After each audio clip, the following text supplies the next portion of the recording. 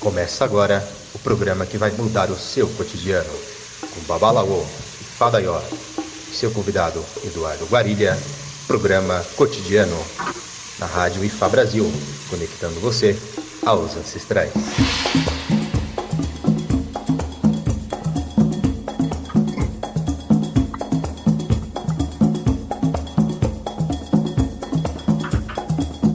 Rádio IFA Brasil, 21 horas 11 minutos. Caiu a internet aqui, por isso que sumiu tudo, tá, pessoal? Peço desculpa a vocês mais uma vez. Sou o Ifadael, junto com o Dr. Eduardo Guarilha, mais uma vez. Programa cotidiano toda segunda-feira, às 21 horas. Aqui dentro do WhatsApp da Rádio IFA Brasil, 012 8151 0766, 012 8151 0766. Tá a Ketne, Rio de Janeiro, participando. A Josélia, Rio de Janeiro, que deu o tema hoje, livre-arbítrio. O Tiago Oxóssi também está presente. Vamos lá. A Josélia está aqui, já falei. Um outro xará meu aqui, outro Eduardo. O Eduardo é o Fábio Milar, né? Bom, tem mais o pessoal que está aqui. Eduardo, Fábio Milar, ok. Tem mais o pessoal aqui, é o Reginaldo, do Rio de Janeiro, está aqui dentro da radiofabrasil.com.br, né? O Trevisius e o Fábio Milar também está aqui no site também. Tem outras pessoas também escutando por fora, tá? Mas muito obrigado pela participação. Para quem não sabe, hoje o tema é livre-arbítrio, escolhido pela Josélia. Nós podemos falar semana que vem sobre fé. Vamos ver como é que vai ser aí os pedidos, né, dos ouvintes. O Thiago escutou a voz dele. Thiago, eu coloquei a introdução e fiz uma surpresa pro doutor aqui, mas eu vou dar uma melhorada, tá? Nessa entrada aqui, tá bom, doutor? Eu fiz agora de última hora, só para o doutor ficar um pouquinho mais feliz. Obrigado. Então é a voz dele que entrou aí. Que legal. Obrigado, Thiago. O Thiago fez um offline aqui e foi muito legal. Então, doutor, hoje é livre-arbítrio. O senhor acredita no livre-arbítrio? Senhor, desculpa, você acredita no livre-arbítrio? Obrigado por você. Eu tô chamando pessoas de senhor, as pessoas estão ficando bravas comigo. Por isso que eu volto, né, a falar desculpa, porque o pessoal fica sentido, porque é a minha educação, né? Eu não chego a ficar bravo, mas não cabe, né? A diferença de não é tão grande assim. Mas você acredita em livre-arbítrio? Então... Eu não acredito. Mas enfim, vai, doutor. Calma que eu ainda tenho uma pergunta para você sobre isso. Eu achei interessantíssimo o tema. Obrigado, Josélia, muito obrigado. Já havia falado com o Babá, acho que não foi em nenhum programa, não me recordo, mas uma das nossas conversas, sobre umas pesquisas que eu andei entrando em contato que falavam sobre livre-arbítrio. Bom, vamos voltar um pouco na história. Como vocês sabem, eu sou psiquiatra, né? Nesse momento eu estou fazendo um curso de psiquiatria forense. O que vem a ser isso? O nosso babá que cursou um pouco de direito já sabe, né? Sim. É a psiquiatria que está relacionada aos assuntos forenses ou jurídicos, legais e suas implicações. CSI. Isso, basicamente isso. E aí, num dado momento lá, porque o que acontece? Tem a questão da imputabilidade ou da inimputabilidade, ou seja, se o cara ele pode ser responsabilizado pelo crime que ele cometeu ou não. E aí entra o psiquiatra forense com avaliação. Vamos dizer, se ele tiver na vigência de um transtorno mental, tiver um transtorno mental no qual ele é considerado que ele não pode ser considerado responsável pelos seus atos, ele é inimputável, ele não pode ser imputado a pena. Você fala, esse cara vai ficar livre? Não, ele vai para o manicômio judiciário, que algumas pessoas até dizem que pode ser até pior que um presídio. Sim. Por que eu estou dando toda essa introdução? Porque num dado momento desse curso, houve uma aula só sobre livre-arbítrio. Meu Deus. Só para vocês terem ideia, porque a ideia que se tem é que a pessoa que não pode ser imputada a responsabilidade por uma ação, ela não estava da posse do seu livre-arbítrio, vamos dizer assim, né? Ela tomou uma atitude porque ela estava acreditando em coisas que não eram reais, ou ouvindo coisas que não eram reais, algo desse tipo, né? Teve alguma alteração da consciência dela, né? Não estava aqui como nós, né? Ouvindo, falando no mundo aqui, né? Só no mundo aqui, né? E tomou uma atitude por conta disso. Tem inúmeros exemplos famosos na mídia, né? Muito famosos. Né? E aí que vem, né? Nessa aula estava se discutindo sobre o livre-arbítrio. Se nós, pessoas que estamos em plenas faculdades mentais, vamos dizer assim, realmente temos livre-arbítrio ou não? E aí eu gostaria de perguntar aos nossos ouvintes todos, você já deu sua resposta, eu ainda não dei a minha, porque na verdade eu não tenho essa resposta. Se vocês acham que nós temos livre-arbítrio ou não, eu queria que cada um pensasse consigo mesmo, falasse sim, eu tenho, não, eu não tenho. Como que funciona isso? E aí eu vou perguntar, o nosso rapaz já falou a opinião dele, eu vou perguntar antes, uma coisa que me chocou, né, nessa aula, qual a visão do IFA sobre o livre-arbítrio? Tá perguntando para mim, doutor? Sim, claro. Bom, doutor, essa é a questão de Ori que a gente fala, né, doutor? Sim. E tem pessoas que acreditam que todos esses destinos que eu vou nomear agora, Akunleian, Akunleba, Akosile, Kadará, Ayamã, são todos a mesma coisa. Outras vertentes acreditam que há separações desses todos esses destinos que a gente escolhe do céu para a terra. E dentre dois desses, Akunleian, Akunleba, as pessoas elas acabam escolhendo o seu destino do céu para a terra, mas quando elas chegam aqui, realmente todas nós esquecemos, mas quando se tem um oráculo, a gente acaba lembrando, e eles sempre estão ligados ao que o pai faz, ou o que a mãe faz, o que é o comportamento, né, do comportamento do pai, o comportamento da mãe, eles acabam entrando em interatividade, em pensamentos, no que vai fazer na vida e tudo mais. O Akunleian, ele acaba seguindo mais os pais, de acordo com o período da sua vida. Já o Akunleba, não. O Akunleba é aquele... a gente chama de imaturo, é um destino imaturo. Ele acaba vendo outras tendências na moda, no nosso cotidiano, e ele acaba seguindo essas novas tendências. Por exemplo, agora a nova tendência é todo mundo virar jihadista, ou todo mundo virar muçulmano. Lá no muçulmano, na parte do islamismo, né? De pegar e explodir todas as coisas. Você pode ver que as pessoas, entre aspas, têm esse livre-arbítrio de poder seguir essa nova tendência. Mas, na minha opinião, a partir do momento que essa pessoa tem a sua escolha de decisão e ela acaba entrando em divergência com uma sociedade, acaba não virando mais livre-arbítrio. Acaba virando mais o destino por ela traçado. Porque até o momento, quando ela tinha uma percepção, ela tem o livre-arbítrio. Mas ao mesmo tempo, quando você... Eu acredito assim, quando você vira uma esquina, você tem o direito de virar para a esquerda ou para a direita. Ou você tem o direito de ir reto. Ou você tem a vontade de voltar. Mas no final, não importa qual lado que você vá, o final é o mesmo. Pode durar 5 anos, pode durar 2 horas, mas o final é o mesmo.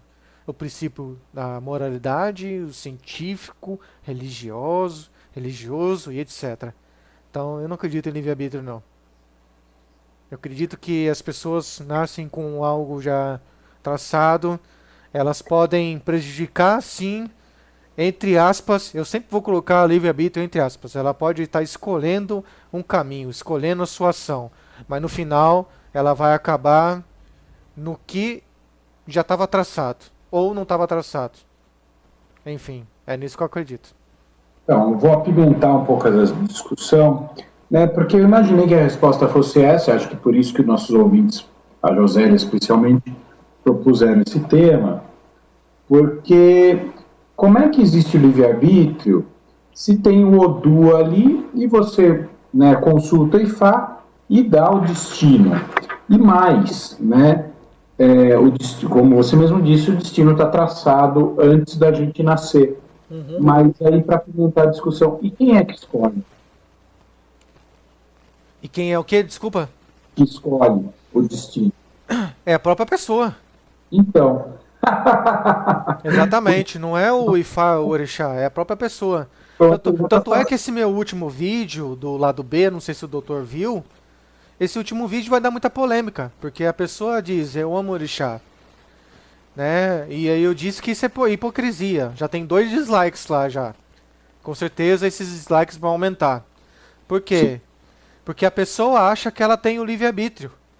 Mas quando ela chega lá e o orixá está falando não fume, não beba, não faça muito sexo, não é o orixá quem está falando em si. O orixá é apenas uma ferramenta, como eu falo, né? O oráculo é uma ferramenta. Mas quem não pode é a pessoa. É a pessoa que não quis isso.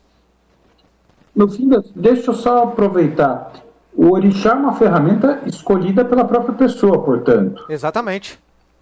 Quando ela estava em plenos poderes de seu livre-arbítrio. Estava. Ou seja, antes de nascer. Estava. Bem lembrado.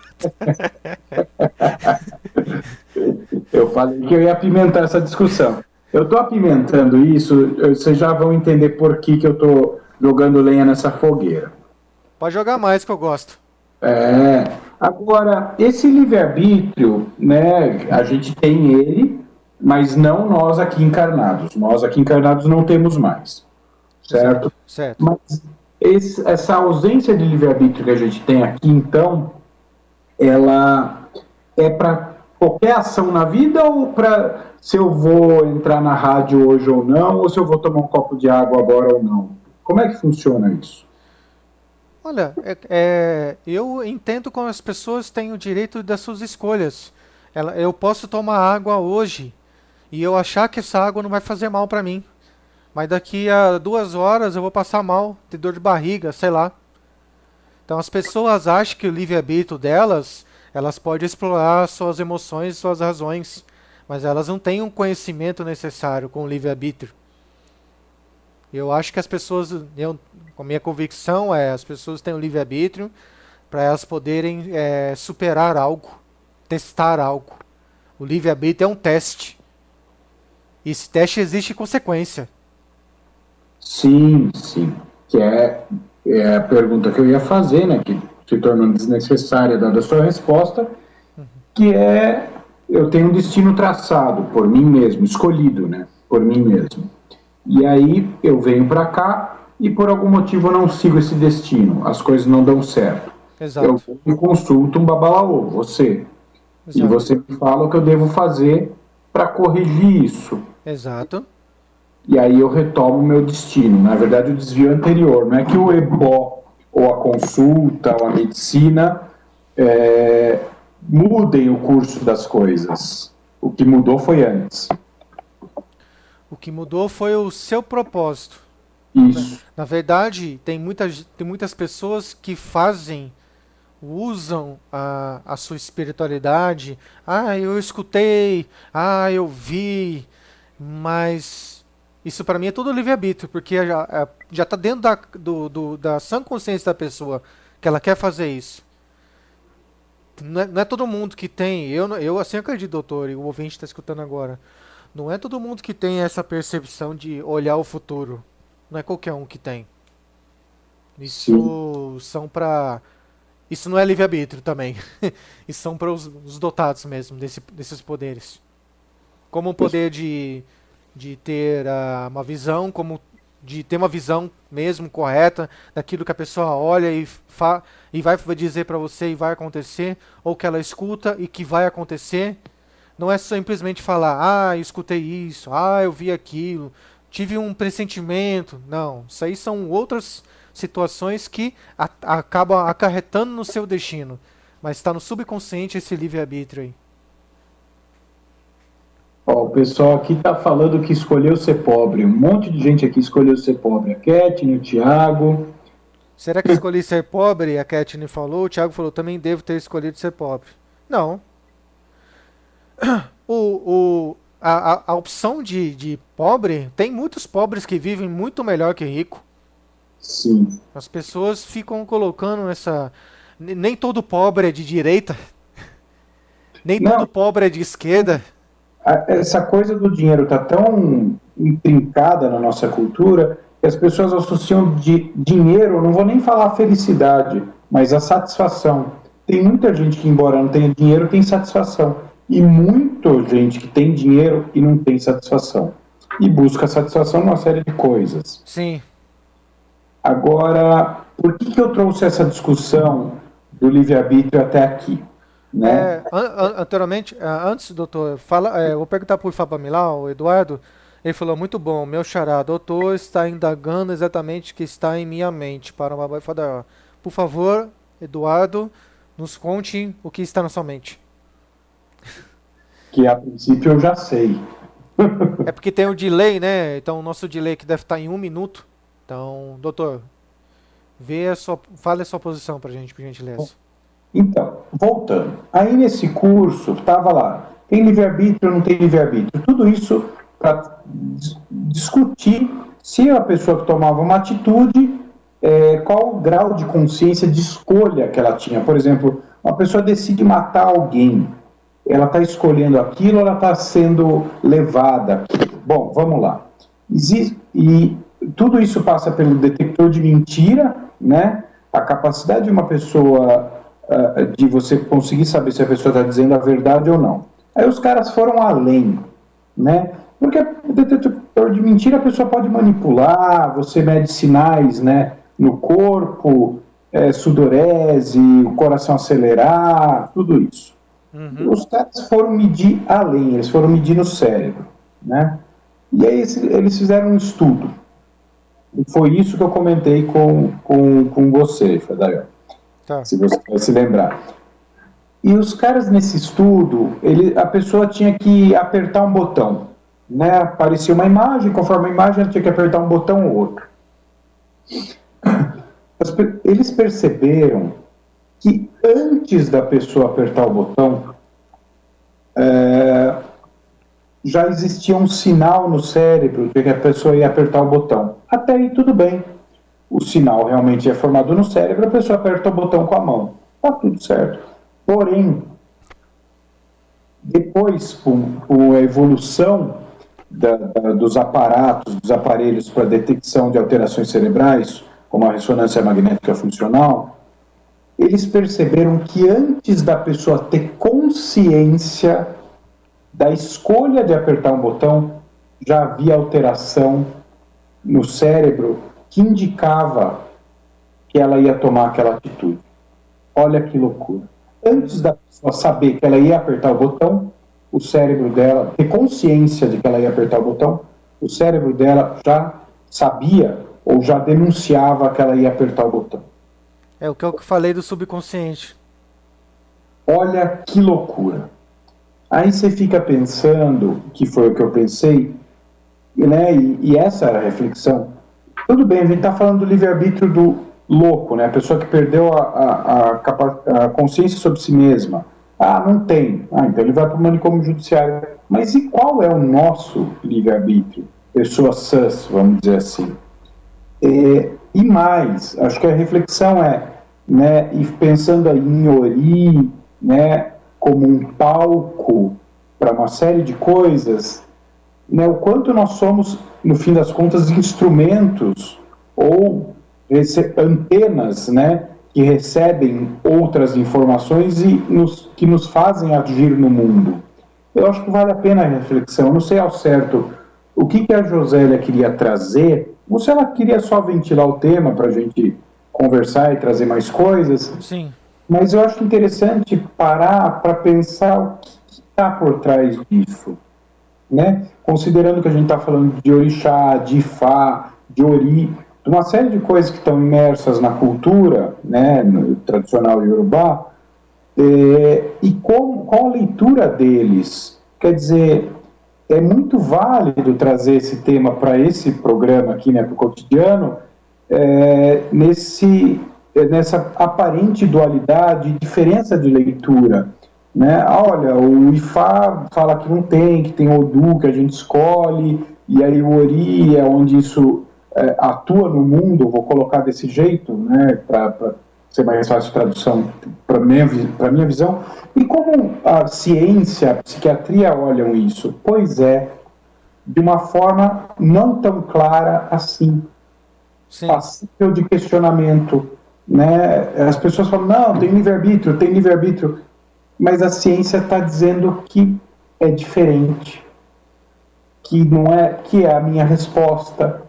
Não dá para saber, né? Brincando, que eu já citei aqui, cada vez eu estou assistindo aquela série Cosmos, né? Que eu indico para todo mundo, vale muito a pena. Ela traz muitas questões muito fundas sobre a realidade que nos cerca, sobre o entendimento que a gente tem do universo, do mundo e do universo que nós estamos imersos. E daquilo que está aqui do nosso lado e a gente não vê, ou não sente, ou não ouve, ou não quer ver, não quer sentir, não quer ouvir, ou não tem como mensurar, né? Acho muito interessante, assim como essa questão do livre-arbítrio. Agora, doutor, esses dias eu coloquei, doutor, no meu Facebook falando que Deus sabe o que as pessoas estão pensando, né? Sim, lembro dessa frase. E se for no contexto religioso, como está falando aqui a Josélia, como seria, se o livre-arbítrio não deve ser respeitado, contexto religioso, a partir do momento que a pessoa veio procurar o oráculo, que eu falei anteriormente, veio procurar as respostas para a vida dela, os orixá, o ifá, o lodumare, ele vai passar a mensagem à pessoa. Mas o sacerdote em si, ele não deve, coloca bem grande assim, não deve interferir nos atos e escolhas daquele que está procurando o oráculo, porque quem está procurando o oráculo deve saber das suas responsabilidades. Eu não devo ligar para a Josélia e falar, Josélia, você vai fazer o ebó? Josélia, você vai fazer a iniciação? Josélia, você fez xixi certinho hoje? Eu não vou perguntar isso. Você não é o pai nem a mãe dela, né? Eu não sou o pai nem a mãe dela. Eu não tenho nenhuma responsabilidade por ela, a não ser cuidar do espiritual dela. Não do que ela faz e deixa de fazer na vida dela, no cotidiano dela. Agora, se o oráculo me permitir falar, não beba, não fuma, não roube, eu vou falar. É porque é Ori que está falando. E aí vem essa situação do livre-arbítrio. A pessoa está bebendo, a pessoa está mentindo, mas ela sabe que não pode. A pessoa está indo para outra cidade, e Ifá está falando não, que a Ori está falando não vá. Mas a pessoa vai escolher, eu quero ir. Aí problema seu, não é problema meu. Tem gente que fala, mas você não falou nada? Eu falei, não, eu avisei, você que não está entendendo o que eu estou falando. Você não está perguntando. Então assim, essas decisões de escolhas, não cabe a minha escolha, não cabe eu escolher para a pessoa. A pessoa que tem que escolher. Nós somos instrumentos, como diz os evangélicos, somos instrumentos de Deus. Eu sou um profissional, o doutor, ele vai falar, você vai chegar no doutor, e ele vai falar no campo da medicina, né, doutor? Isso, da psiquiatria. Da psiquiatria, ele vai falar no campo da psiquiatria. Agora você pergunta pro doutor o que ele acha, aí ele vai falar o que ele acha. Aí se você perguntar pra mim o que eu acho, eu vou perguntar. Agora se você não perguntar pra mim, eu não vou falar o que eu acho. Agora, é curioso, você trouxe à luz um outro tema que tem muito a ver com livre-arbítrio, né? Margeia, né? Que é a postura paternalista ou de autonomia, né? Que é uma questão que a gente discute muito em ética. Sim. Né? A ética mais paternalista é a ética que mais propicia autonomia. Isso interfere muito no livre-arbítrio, né? Você respeitar O livre-arbítrio da pessoa sobre as decisões da própria vida dela, das consequências, inclusive, né? Exatamente o que você está falando. A tendência é cada vez mais ter uma posição mais de autonomia, muito em contraponto à nossa sociedade, que tende a ser mais paternalista, né? Mas você não pode fazer isso, mas o outro, mas não sei o que lá.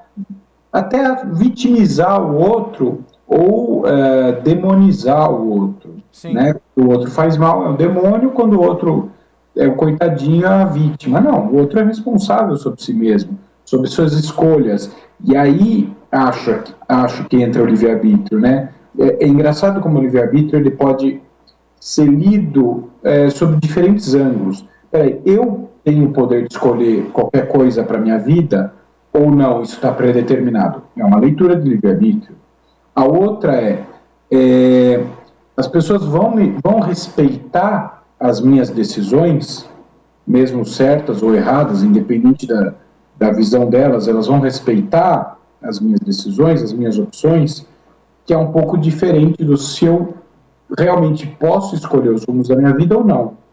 É um outro lado, as pessoas não vão interferir, né? Que remete um pouco a um tema que foi ventilado para a semana passada, imagino que as pessoas estavam querendo entrar nisso, que é aquilo, quanto as pessoas mais próximas ou da família interferem nas nossas decisões, Sim. Ou criticam, né? Acho que vai muito por aí também, quer dizer, como esse tema é rico, né, em leituras e visões. Doutor, é só lembrar na nossa vida normal, o cotidiano novamente, você vai ter o seu filho vai crescer, você vai falar pro seu filho, você vai ver que ele quer beber com os amigos, ele tá com 14 anos de idade. Você fala, filho, não tá na hora de beber bebida alcoólica. Ele fala, pai, tá bom, eu te respeito, mas ele vai lá e bebe escondido. Né? Com toda certeza. Então, aí, por exemplo, eu falo aqui para as pessoas, né, que me seguem, aqueles que pedem meu conselho. Aí, quando pedem meu conselho, eu falo, não pode fazer isso. Não é legal fazer isso. Aí, com certeza, essas pessoas estão fazendo.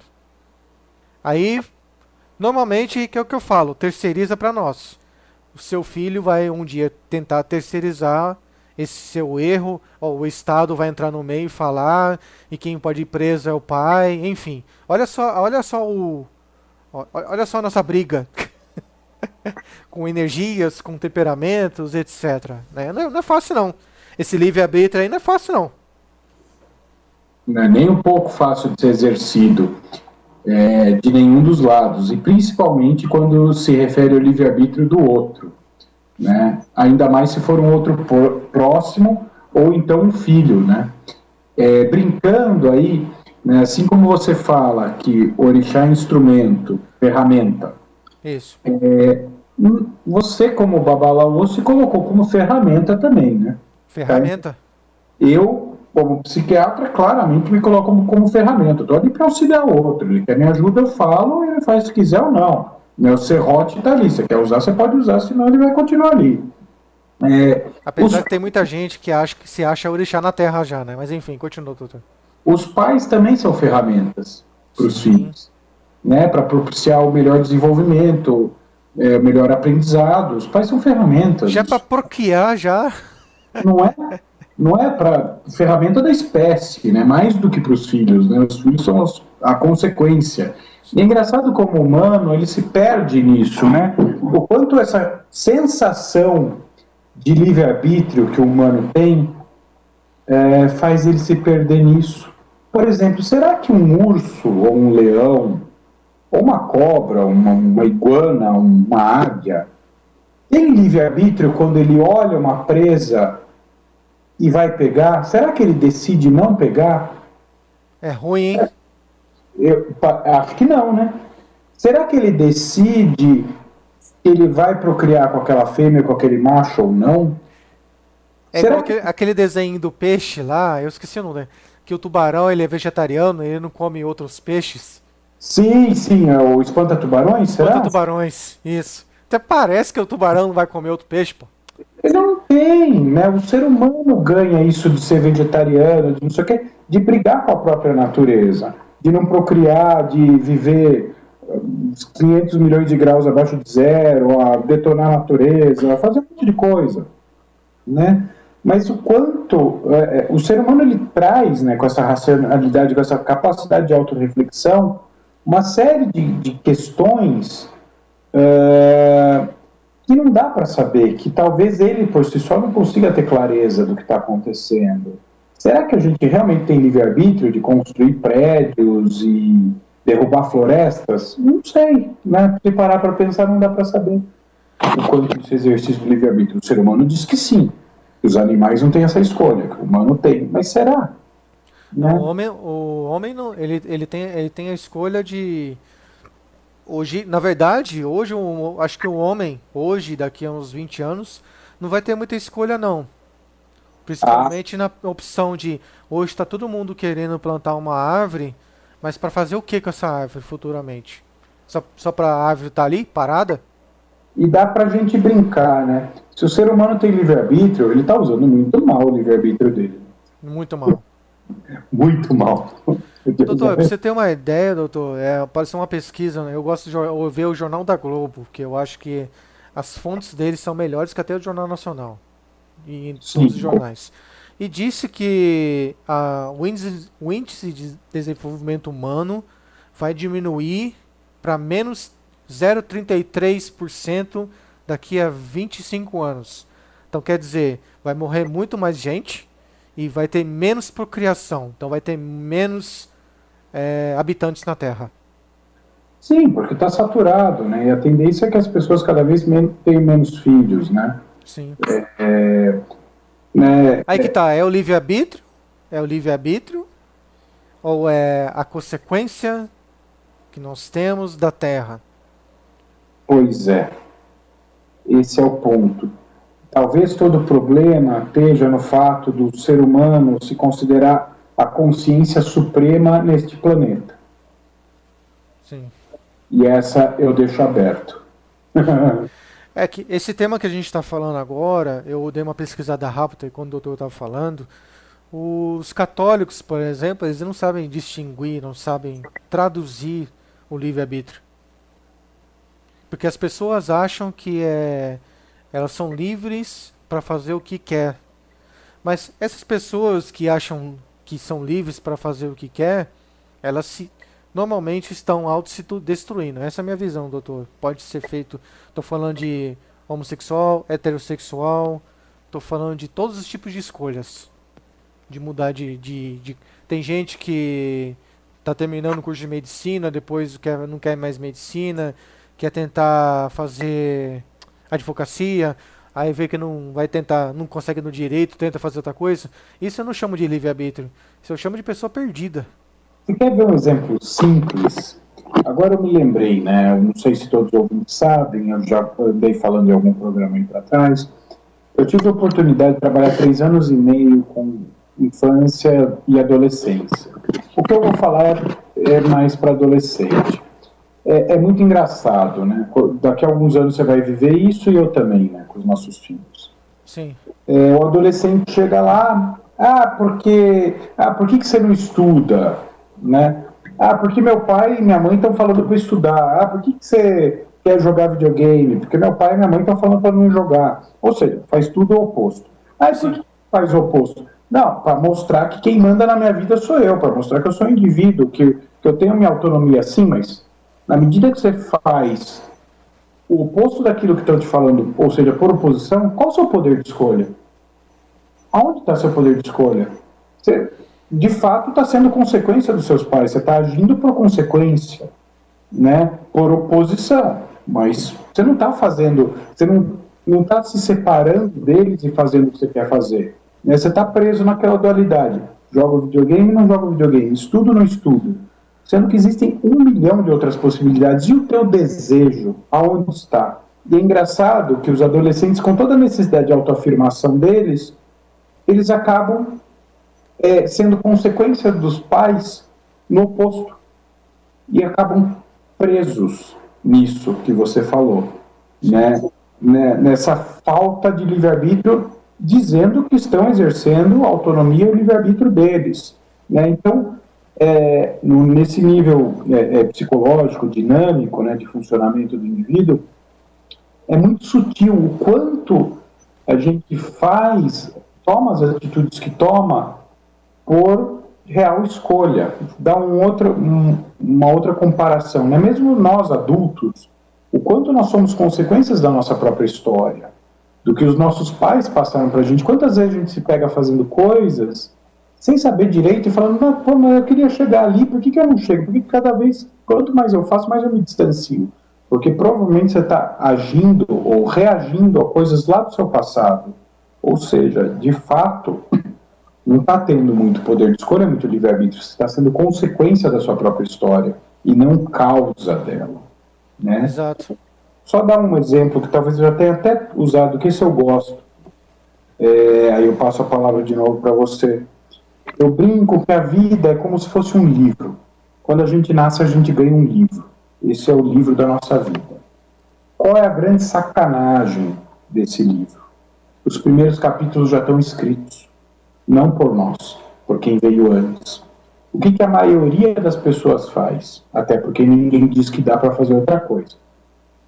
Pega esse livro, que já tem alguns capítulos escritos, e começa a ler. E aí, a hora que chega na página em branco, continua escrevendo a mesma história que leu.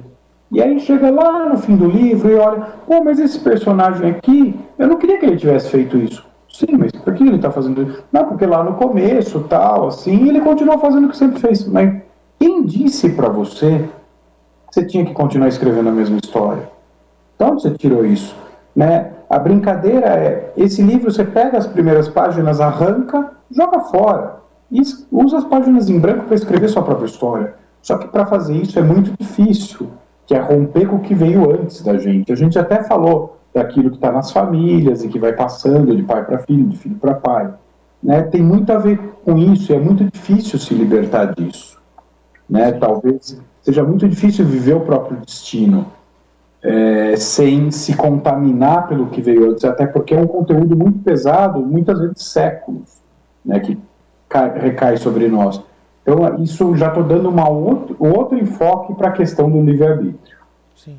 Doutor, dá uma rápida pausa. Eu achei aqui o tema